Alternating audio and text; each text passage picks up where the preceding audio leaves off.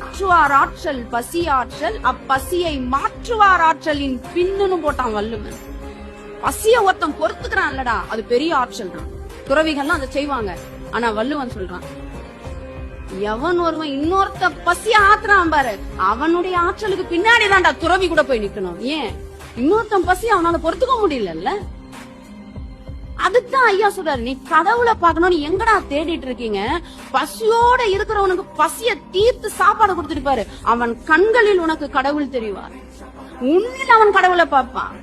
ஞானத்தில் யோகம், ஞானத்தில் ஞானம் ரெண்டுமே கிடைச்சிடும். 16வது படி நேரா நீ 16வது படிக்கு போயிடலாம். நீயும் கடவுளா மாறிடுவ, கடவுளையும் நீ பார்த்துருவ.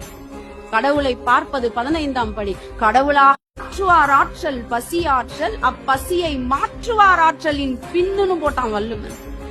பசிய ஒருத்தன் பொறுத்துக்கிறான் இல்லடா, அது பெரிய ஆற்றல் தான். துறவிகள்லாம் அதை செய்வாங்க. ஆனா வள்ளுவன் சொல்றான், எவன் ஒருவன் இன்னொருத்த பசிய ஆத்துறான் பாரு,